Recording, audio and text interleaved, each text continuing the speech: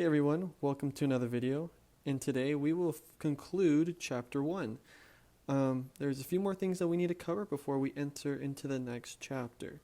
To start this video off, we need to discuss morphology, specifically the 5 principles of morphology. Now, morphology is the study of structures and how they are. Now, there's 5 different principles in morphology, as the title suggests, and that is tubulation, cavitation, stratification, zygomorphism, and metamerism. Now, when we go over the word tubulation, I want you to think of a tube or a hose, because that's exactly what it means. It means tube-like. It describes a structure that is tube-like. I like to think of a hose.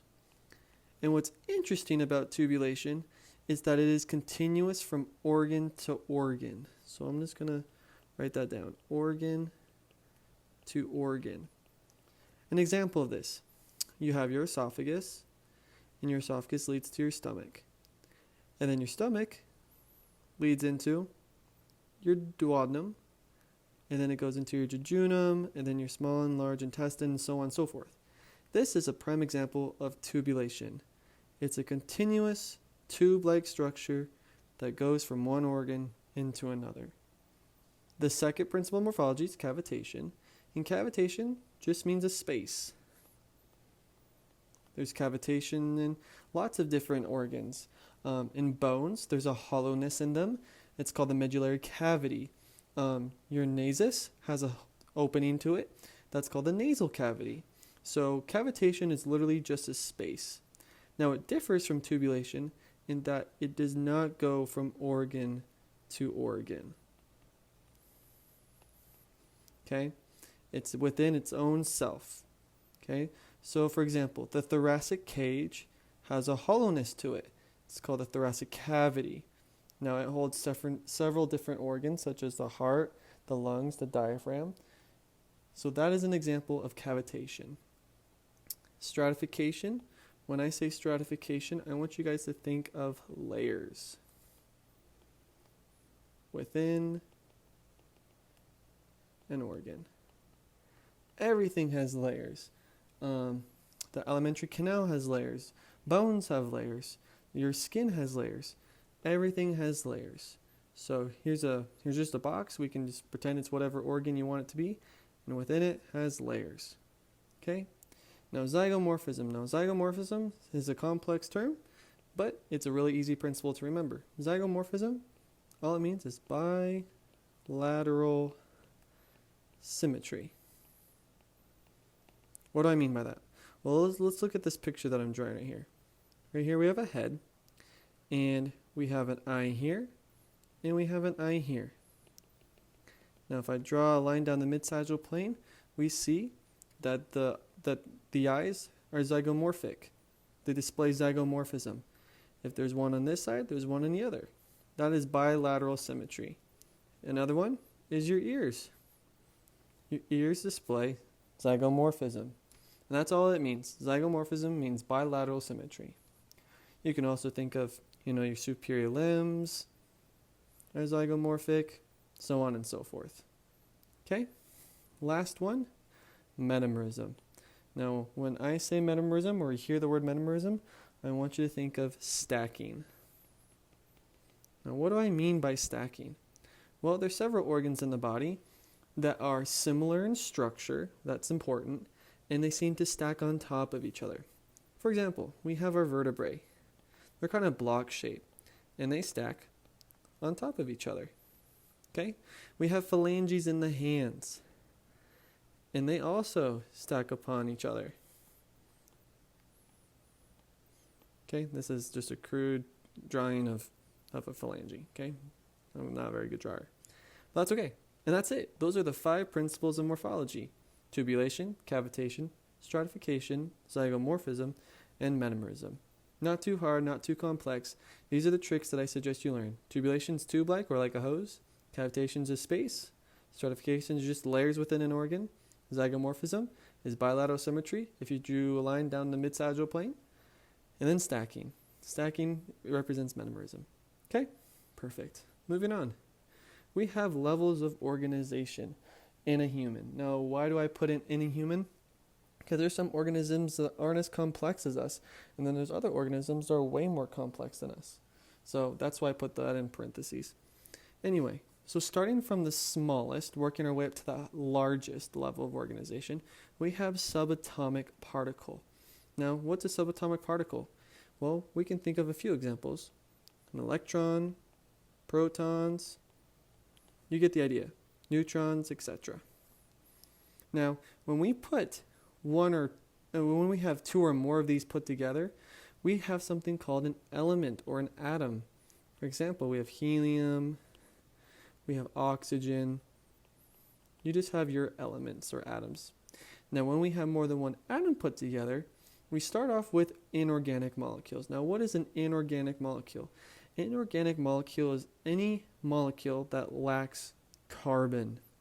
And we can think of one right here, H2O. So water. Water is an inorganic molecule. It doesn't have any carbon atoms in it. Okay?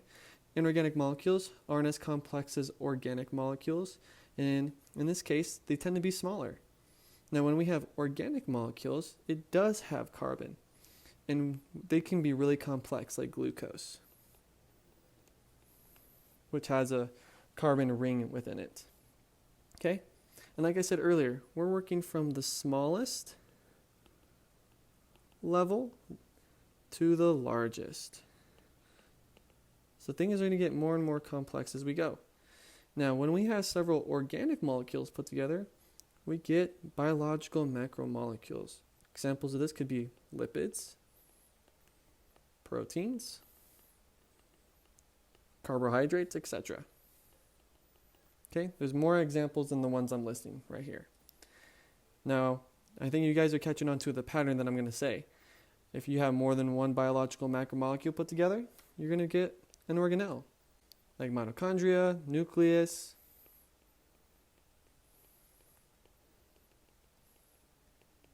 Okay, you get the idea. Now we have more than two different types of organelles put together in one environment. We get a cell, okay? And there's tons of different cells, such as cardiac muscle cells. That's an example of a cell, okay? Now, when we have several different types of cells together, we get a tissue, right? So we have cardiac muscle tissue is an example going along with the muscle. Muscle tissue, okay? Now, you guys are going to know what I'm going to say.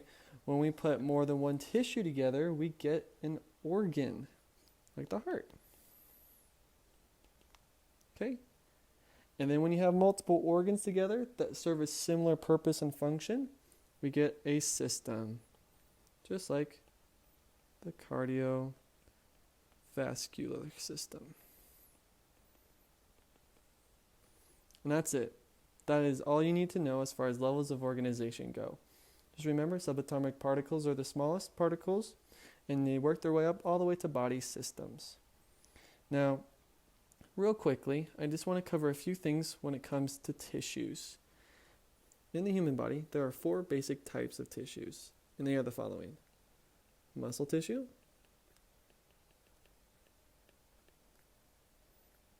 epithelial tissue,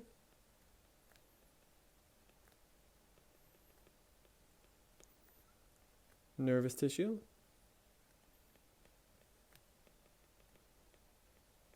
and last one, connective tissue.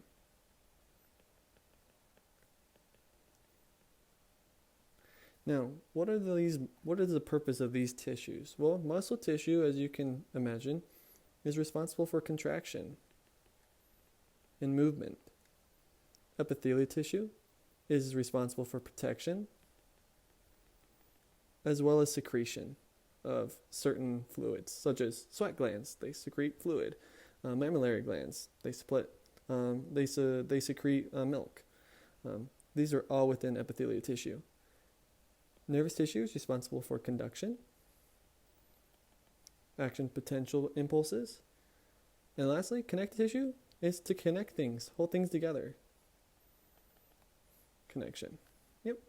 And that's it. That's all that you really need to know as far as tissues go in more detail.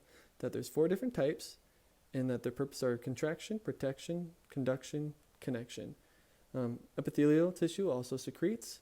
Nervous tissue is in charge of conduction and nervous impulses. And muscle tissue is responsible for movement. Now, the last portion of this chapter, we're going to go over more into detail the body systems. Now, there are 12 body systems in the world, but each individual only has 11. Either someone has a male reproductive system or a female reproductive system. Now, I have here these groups separated into 2. And the reason why I have that is because when we organize body system, we organize them into 2 different groups. And those groups are the following: visceral body systems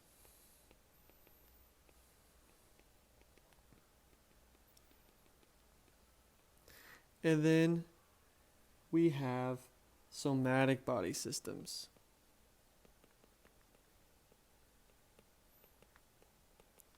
Now, what's the difference between the 2? Well, let's look at these 5 over here. Okay? Visceral body systems have 3 unique characteristics that the somatic body systems don't have. And they are, number 1, visceral body systems are tubular in design. Kind of what we discussed at the very beginning of this video. Okay? Second characteristic that they have is that they have 1 or more opening